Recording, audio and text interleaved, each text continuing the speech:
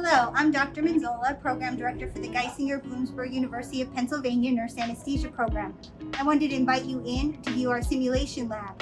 We have various stations set up so you can view the anesthesia techniques we use, learning through the program to better prepare students after graduation.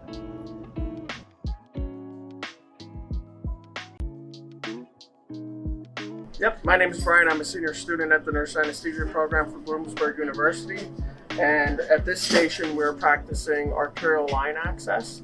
On this mannequin here, we'll be accessing the radial artery. And we do this so we can closely monitor patients' blood pressures and get frequent lab draws if needed for patients undergoing complex procedures.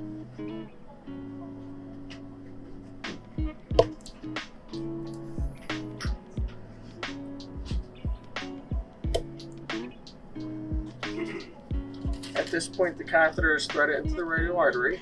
We'll connect our pressure tubing, and then we can transduce this to have real-time blood pressure readings and access blood for lab draws.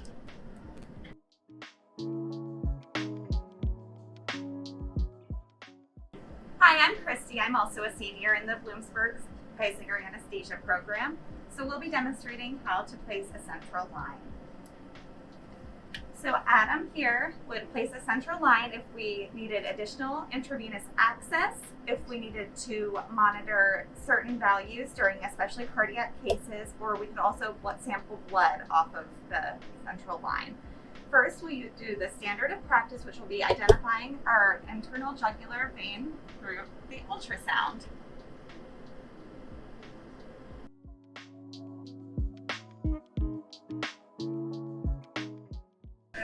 Matt's going to demonstrate how to do a spinal for, we primarily use these in orthopedic cases that make your legs numb. Here he's injecting local, and so it's a pretty painless procedure.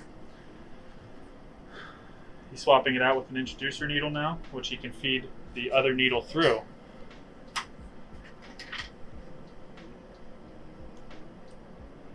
Once he puts the needle into the correct place, he withdraws the stylet, puts the medication syringe onto the needle, aspirates, and then injects the medication, and it all pulls out.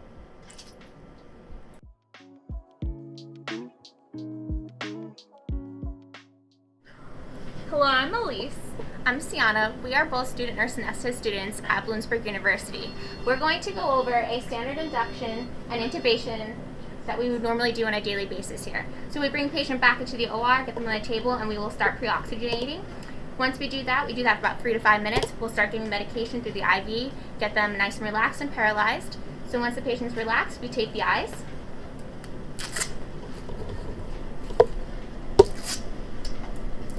And then this CRNA will grab the blade for intubation. She's using a MAC blade. We take this to sweep the tongue to get a better view. We place the MAC blade in the vallecula, lift up to see the epiglottis, and once the cords come into view, she'll ask for the endotracheal tube. Stylet. We'll pull out. She holds on the whole time. I'll inflate our cuff to make sure it stays in place. We'll connect to our circuit, and then we will start bagging for the patient to make sure we have end-tidal CO2. Once we do, then we can switch our circuit to the ventilator and start breathing for the patient.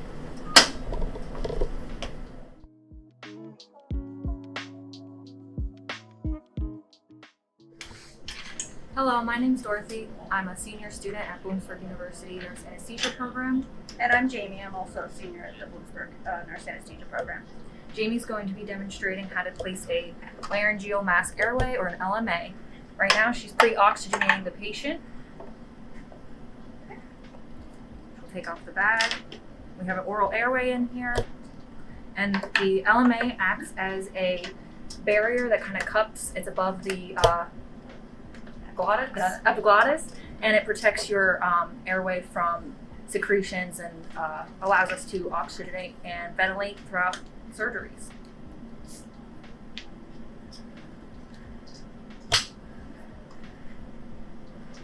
And you can see it's adequately oxygenating the patient.